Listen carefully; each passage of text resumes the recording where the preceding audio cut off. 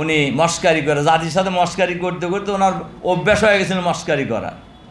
উনি কয়েকদিন আগেই বললেন যে আমার বাসার পিয়নেরও কত 400 কোটি টাকা মালিক, হেলিকপ্টার ছাড়া চলে না। যে বাসার চাকরের 400 কোটি টাকা চুরি করছে চাকর, মালিক কি পরিমাণ চুরি করছে আপনি বলছেন? ফ্যাসিবাদী সরকার দীর্ঘ 15 বছর 7 মাস 5 দিন নির্বিঘ্নে কথা বলতে দেয়নি,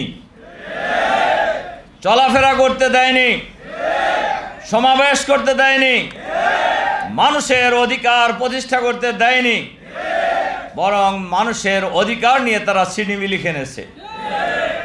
তারা ক্ষমতায় আসার পর থেকেই দেশের জনগণের বিরুদ্ধে ষড়যন্ত্র করেছে, দেশের স্বাধীনতার বিরুদ্ধে তারা ষড়যন্ত্র করেছে পরিকল্পিতভাবে ক্ষমতায় থাকায়। আর এবং তারা গর্ব করে বলতেন হাসিনা যতদিন বেঁচে আছে ততদিন কারুর খাওয়া নাই।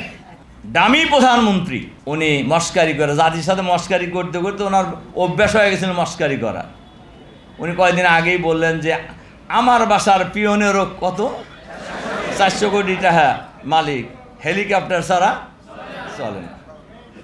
আমি অনেকগুলি মিটিংয়ে বলছি যে বাসার চাকরের 400 কোটি টাকা চুরি করছে চাকর, মালিক কি পরিমাণ চুরি করছে আপনি বলছেন? এই দামি প্রধানমন্ত্রীর সাথে রিলেটেড যত নেতা নেত্রী কর্মী আছে, যত চাটুকার আছে, সবাই এই দেশের সম্পদ নিয়ে লুটপাট করেছে এবং বিদেশে পাচার করেছে। আমরা আজকের এই সম্মেলনে বর্তমান অন্তর্বর্তীকালীন সরকারের কাছে আহ্বান জানাবো, এই সকলকেই বিচারের আওতায় নিয়ে আসতে হবে, পাচারকৃত টাকা ফেরত আনতে হবে। বেগম খালেদা জিয়াকে যদি এক অ্যাকাউন্টের টাকা আর এক অ্যাকাউন্টে মাত্র 2 কোটি টাকা সরানোর জন্য 10 বছরের জেল হয়, তাহলে দামি প্রধানমন্ত্রী হাসিনার কত হাজার বছর জেল হলে তার শাস্তি যথার্থ হবে এই দেশের মানুষরা বিবেচনা করবে।